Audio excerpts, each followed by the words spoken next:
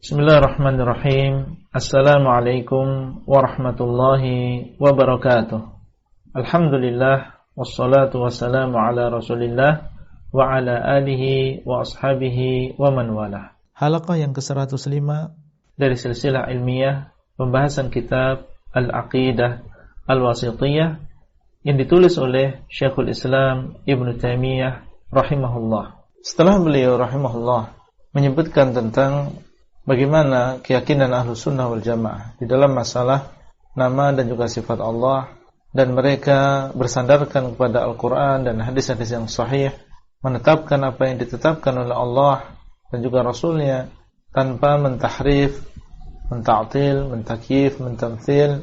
Setelah itu beliau menyebutkan sebuah pernyataan dan juga kaidah bahwasanya mereka yaitu Ahlus Sunnah wal Jamaah di dalam masalah sifat Allah SWT mereka berada di pertengahan.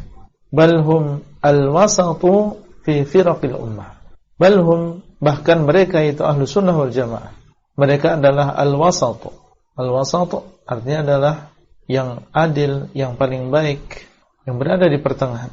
Tidak tafriq dan tidak ifrat, tidak menyanyiakan dan juga tidak berlebihan.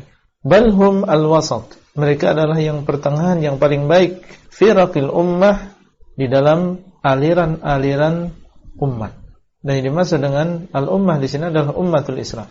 Fi firaqil ummah, firaq artinya adalah jamak dari firqah, karena Nabi SAW telah mengabarkan tentang adanya perpecahan umat dan bahwasanya mereka akan berpecah belah menjadi aliran-aliran.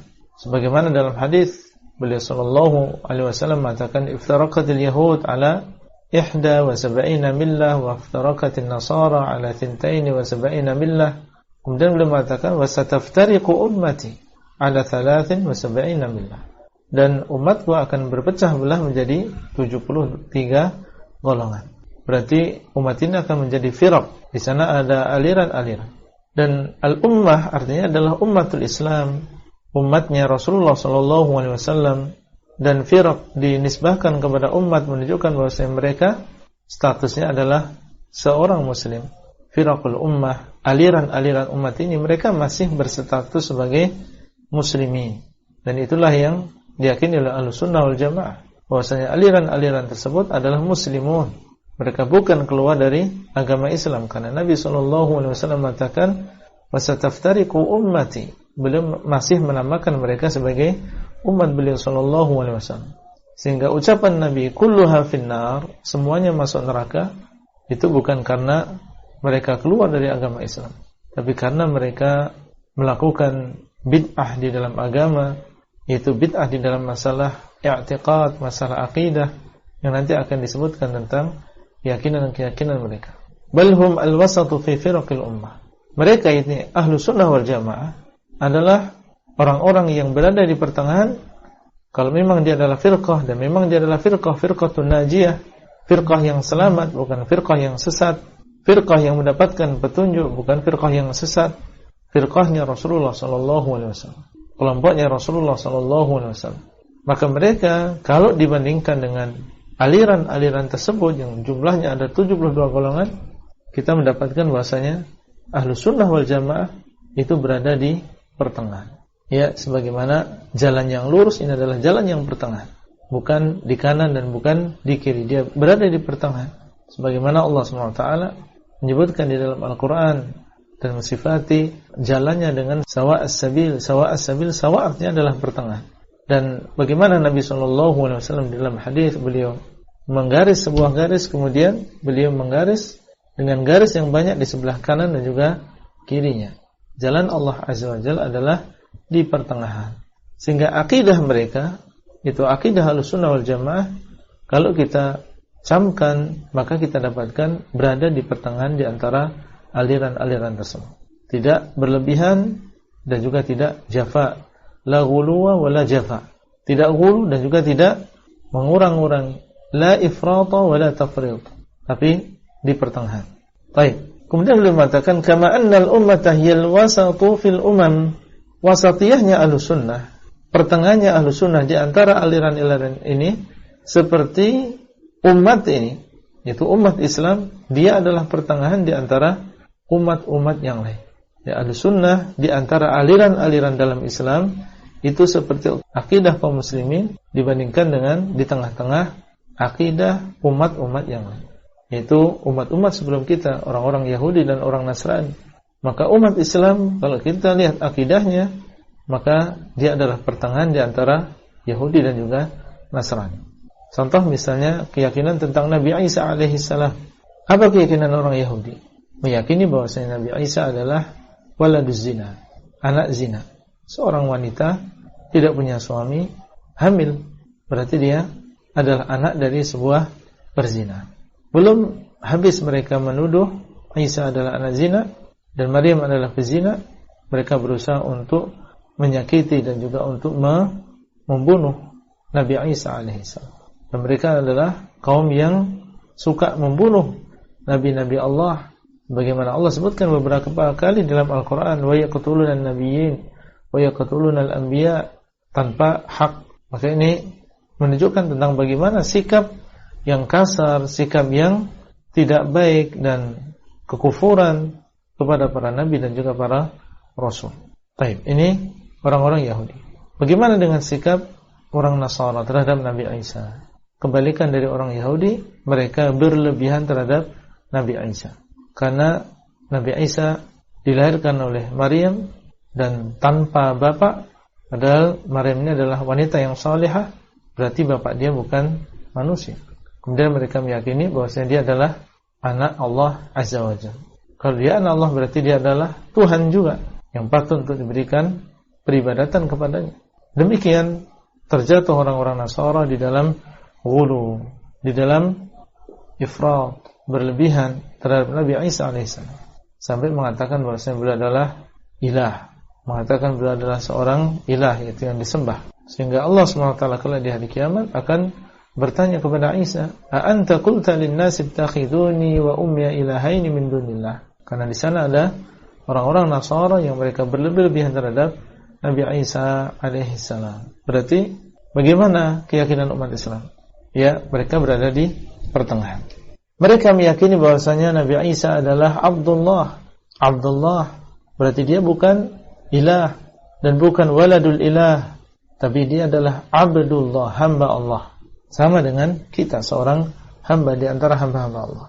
Kemudian keyakinan umat Islam bahwasanya beliau adalah Rasulullah, seorang utusan Allah yang dipilih oleh Allah Azza wa Jalla di antara hamba-hambanya untuk menyampaikan wahyu dan juga risalah Allah Azza wa Jalla kepada Bani Israel. Beliau adalah Abdullah wa Rasuluh. Beliau adalah hamba Allah dan juga Rasulnya. Ucapan kaum muslimin, beliau adalah hamba Allah, bantahan kepada orang Nasrani. Kita tidak seperti mereka berlebihan, tapi kita mengatakan beliau adalah hamba Allah. Beliau abdun, bukan ma'bud. Beliau abid, bukan ma'bud. Dan orang Islam mengatakan beliau adalah Rasulullah. Berarti kalau Rasulullah itu orang yang terpilih, nasabnya adalah nasab yang baik, ya, terhormat, harus dihormati. Adapun orang-orang Yahudi maka menghinakan Isa dengan sehina-hina. Maka kaum muslimin meyakini beliau adalah Rasulullah. Berarti beliau adalah termasuk manusia terbaik. Bahkan beliau termasuk ulul azmi yang disebutkan oleh Allah Azza wa Jalla, fasbir kama sabara ulul azmi minar rusul. Yang disebutkan oleh Allah Azza wa Jalla dalam firman-Nya, syara'a lakum minad dini ma wasa bihi Nuhan walladzi awhayna ilaik wa ma wasayna bihi Ibrahim wa Musa wa Isa an aqimud din.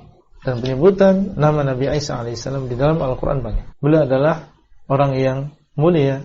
Ketika Allah SWT mengatakan dan mengabarkan kepada Maryam, wajihan fid dunya wal akhirah. Beliau adalah orang yang memiliki kedudukan di dunia dan juga di akhirat. Bukan orang yang hina seperti ucapan orang-orang Yahud. Lihat bagaimana Allah SWT memberikan taufik kepada kaum muslimin. Mereka yaitu umat-umat dalam keadaan mereka tersesat. Ada yang mengatakan itu adalah anak Allah dan ada yang mengatakan itu adalah anak zina. Tapi Allah SWT memberikan taufik kepada kaum muslimin, diberikan kepada kita hakikat yang sebenarnya. Siapakah Nabi Isa alaihissalam? Beliau adalah hamba Allah dan beliau adalah Rasulullah. Allah SWT memberikan mukjizat, memberikan karamah kepada Maryam sesuai dengan kehendaknya. Dan mukjizat serta karamah tadi bukan berarti dia adalah Tuhan, tapi Allah SWT memberikan mukjizat kepada beliau. Nah, Ahlus Sunnah wal Jamaah berada di pertengahan. Baik, di antara pertengahan umat Islam adalah pertengahan di dalam masalah ilmu dan juga amal. Orang-orang Yahudi, mereka adalah orang-orang yang turun kepada mereka kitab dan diutus kepada mereka rasul yang banyak. Sehingga mereka harusnya adalah ulama, orang-orang yang berilmu. Namun banyak di antara ilmu yang mereka ketahui tidak mereka amalkan. Ya, ilmu hanya sekedar ilmu. Ya, mendengar hanya sekedar mendengar. Sami'na wa asaina, mereka mendengar tapi mereka bermaksiat. Itu orang-orang Yahudi. Sehingga Allah SWT memurkai mereka. Mereka adalah yang disebutkan oleh Allah dalam surat Al-Fatihah, al-maghdubu alaihim, orang-orang yang dimurkai. Baik. Kemudian orang-orang Nasara, mereka adalah orang yang semangat beramal, semangat beribadah, tapi sayang semangat ibadah mereka tidak didasari oleh ilmu. Sehingga mereka banyak membuat perkara yang baru di dalam agama mereka. Misalnya rahbaniyah, yaitu seseorang tidak boleh nikah demi untuk menyempurnakan ibadah mereka. Sebagaimana firman Allah, wa rahbaniyatan ibtada'uha ma katabannaha alaihi. Ya, dan rahbaniyah yang mereka ada-adakan sendiri. Dan lihat semangat mereka dalam beribadah. Sampai mereka membuat patung di tempat ibadah mereka. Ingin mendekatkan diri kepada Allah Azza wa Jalla dengan cara bertawasul dengan Isa, dengan Maryam. Tujuan mereka adalah ingin beribadah, ingin membersihkan diri mereka. Semangat mereka dalam beramal tapi tanpa ilmu. Melakukan amal ibadah bukan berdasarkan syariat yang diajarkan oleh Nabi Isa alaihissalam, tapi membuat sendiri. Sehingga Allah SWT mensifati mereka dengan dhalalah, ad-dhallin, orang-orang yang sesat.